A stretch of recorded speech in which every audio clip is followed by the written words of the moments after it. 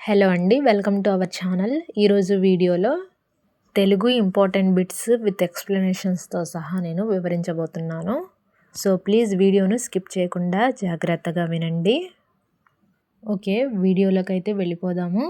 First bit, తొలి తెలుగు ఇతిహాసం ఏది? రామాయణం, భాగవతం, ఆంధ్ర మహాభారతం, శివలీలలు. ఇందులో సరైన సమాధానం ఆప్షన్ సి, ఆంధ్ర మహాభారతం.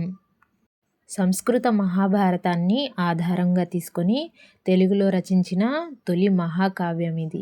అందుకే తొలి తెలుగు ఇతిహాసం అంటారు. Okay, next bit, Andhra Mahabharatam రచన ప్రారంభించిన కవి ఎవరు? తిక్కన, నన్నయ్య, ఎర్రన, పోతన. ఆంధ్ర మహాభారతం రచన ప్రారంభించిన కవి ఎర్రన. ఈయన ఆంధ్ర మహాభారతాన్ని మొదట ప్రారంభించిన కవి. ఓకే, నెక్స్ట్ బిట్, తొలి తెలుగు నాటకం ఏది? పద్మావతి పరిణయం, కన్యాశుల్కం, భామాకలాపం, గయోపాఖ్యానం. ఇందులో సరైన సమాధానం పద్మావతి పరిణయం. తొలి తెలుగు నాటకం ఇది పద్మావతి పరిణయం.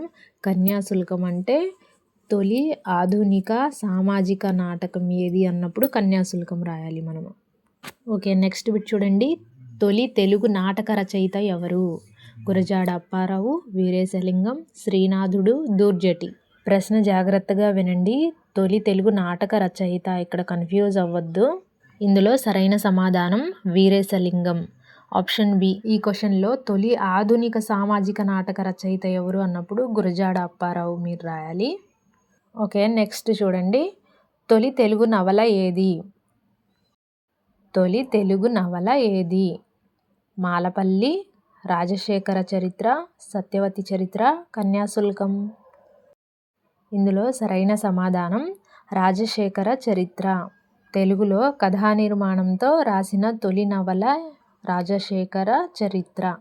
ఓకే, నెక్స్ట్ చూడండి, తొలి తెలుగు నవల రచయిత ఎవరు? చూడండి, అక్కడ తొలి తెలుగు నవల ఏది అన్నారు, ఇక్కడ తొలి తెలుగు నవల రచయిత ఎవరు అని అడిగారు. ఆప్షన్స్ చూడండి, బుచ్చిబాబు, గురజాడ, కందుకూరి వీరేశలింగం, చిలకమర్తి. ఇందులో సరైన సమాధానం ఆప్షన్ సి, కందుకూరి వీరేశలింగం. తొలి తెలుగు నవల రచయిత అయిన. అదే తొలి తెలుగు నవల అయితే రాజశేఖర చరిత్ర. ఓకే, కన్ఫ్యూజ్ లేకుండా జాగ్రత్తగా వినండి. ఓకే, నెక్స్ట్ బిట్ చూడండి, నవరత్నాలు ఎవరి సభలో ఉన్నారు? బిట్ మళ్ళీ వినండి. నవరత్నాలు ఎవరి సభలో ఉన్నారు? అచ్యుతరాయులు, కృష్ణదేవరాయలు, సదాశివరాయలు, వెంకటరాయలు. ఇందులో సరైన సమాధానం కృష్ణదేవరాయలు, ఆప్షన్ బి. విజయనగర సామ్రాజ్యానికి చెందిన కృష్ణదేవరాయల సభలో 9 మంది గొప్ప కవులు ఉండేవారు. వారినే నవరత్నాలు అంటారు. నెక్స్ట్ చూడండి, నవరత్నాలలో ఒకరు ఎవరు? నవరత్నాలలో ఒకరు ఎవరు? పోతన, తిక్కన, అల్లసాని పెద్దన, నన్నయ్య. ఇందులో సరైన సమాధానం అల్లసాని పెద్దన, ఆప్షన్ సి. ఈయన నవరత్నాలలో ముఖ్య కవి. బిట్టు వేరేలా కూడా అడగవచ్చు. ఆంధ్ర కవితా పితామహుడు ఎవరు అన్నప్పుడు కూడా అల్లసాని పెద్దన అని మీరు ఆన్సర్ చేయొచ్చు. నెక్స్ట్ చూడండి, తెలుగు సాహిత్యంలో తొలి ఇతిహాస కావ్యం ఏది? ఇక్కడ తెలుగు సాహిత్యంలోని తొలి ఇతిహాస కావ్యం ఏది అని అడిగారు. ఆప్షన్స్ వినండి, భాగవతం, రామాయణం, ఆంధ్ర మహాభారతం, శివలీలలు. సరైన సమాధానం ఆంధ్ర మహాభారతం. తెలుగు సాహిత్యంలో తొలి ఇతిహాస కావ్యం ఆంధ్ర మహాభారతం. ఓకే, నెక్స్ట్ చూడండి, 10th బిట్, తూర్పు దిక్పాలకుడు ఎవరు? తూర్పు దిక్పాలకుడు ఎవరు? వరుణుడు, యముడు, ఇంద్రుడు, కుబేరుడు. దిక్కులు 8 అయితే 8 దిక్కులకు 8 దిక్పాలకులు ఉంటారు. తూర్పు దిక్కును పాలించేవాడు ఇంద్రుడు. సరైన సమాధానం ఆప్షన్ సి, ఇంద్రుడు. ఇంద్రుడు తూర్పు దిక్కును పాలించేవాడు. నెక్స్ట్, వేదాంగముల సంఖ్య ఎంత? వేదాంగముల సంఖ్య ఎంత? 4, 5, 6, 7. ఇందులో సరైన సమాధానం 6, ఆప్షన్ సి. బిట్ ఇంత ఈజీగా అడగడానికి ఛాన్స్ అయితే ఉండదు. వాటి పేర్లు కూడా నేను చెప్తాను. వాటి పేర్లు ఏంటి అని కూడా అడగొచ్చు. శిక్ష, వ్యాకరణం, ఛందస్సు, నిరుక్తం, జ్యోతిష్యం, కల్పం. ఇవి వేదాంగాల యొక్క పేర్లు. వీటిని బాగా గుర్తుపెట్టుకోండి. ఓకే, నెక్స్ట్ చూడండి. క్రింది వాటిలో వేదాంగం కానిది ఏది? ఇప్పుడే నేను వేదాంగాల యొక్క పేర్లు కూడా చెప్పాను. మీరు కూడా గెస్ చేయడానికి ట్రై చేయండి. ఇందులో వేదాంగం కానిది ఏది? ఓకే, సరైన సమాధానం పురాణం. Option D. పురాణాలు వేదాంగాలు కావు, అవి వేరు, సాహిత్య విభాగానికి చెందినవి. ఓకే, నెక్స్ట్ చూడండి. నన్నయ్యను ఏమని పిలుస్తారు? బిట్ మళ్ళీ చదువుతున్నాను. నన్నయ్యను ఏమని పిలుస్తారు? కవి సార్వభౌముడు, ఆంధ్ర కవితా పితామహుడు, ఉభయ కవి, శతక కవి. ఇక్కడ నన్నయ్యను ఏమని పిలుస్తారంటే ఆంధ్ర కవితా పితామహుడు. గుర్తుపెట్టుకోండి. బిట్టును ఇలా కూడా అడగొచ్చు, ఆంధ్ర కవితా పితామహుడు ఎవరు అని. అప్పుడు నన్నయ్య అని రాయండి. Next bit. క్రింది వారిలో సప్త ఋషుల్లో లేనివారు ఎవరు? వశిష్ఠుడు, భరద్వాజుడు, అగస్త్యుడు, దుర్వాసుడు. ఇక్కడ సప్త ఋషులు అంటే 7 మాత్రమే. ఈ ఆప్షన్స్లో సప్త ఋషుల్లో లేనివారు ఎవరంటే ఆప్షన్ డి, దుర్వాసుడు. ఓకే, నెక్స్ట్ 15th బిట్ చూడండి. నిర్వచనోత్తర రామాయణం రచయిత ఎవరు? నన్నయ, తిక్కన, ఎర్రన, పోతన. నిర్వచనోత్తర రామాయణం రచయిత Errana. Option C. Okay, next చూడండి. భరద్వాజుడు ఏ వేదానికి సంబంధించిన ఋషి? భరద్వాజుడు ఏ వేదానికి సంబంధించిన ఋషి? సామవేదం, యజుర్వేదం, ఋగ్వేదం, అథర్వవేదం. సరైన సమాధానం ఋగ్వేదం. భరద్వాజుడు ఋగ్వేదానికి చెందిన ప్రధాన ఋషి. Okay, next bit. క్రింది వాటిలో యక్షగాన పద్ధతిలో రాయబడిన తెలుగు నాటకం ఏది? కన్యాశుల్కం, రాజశేఖర చరిత్ర, భామాకలాపం, మాలపల్లి. ఇక్కడ యక్షగాన పద్ధతిలో రాయబడిన తెలుగు నాటకం ఏది అన్నారు. ఇక్కడ కరెక్ట్ ఆన్సర్ భామాకలాపం. ఇందులో యక్షగానం అంటే పాటలు, పద్యాలు, నృత్యాలు మొత్తం కలిపిన తెలుగు నాటకం అని అర్థం. ఓకే, నెక్స్ట్ చూడండి. క్రింది వాటిలో దక్షిణ దిక్పాలకుడు ఎవరు?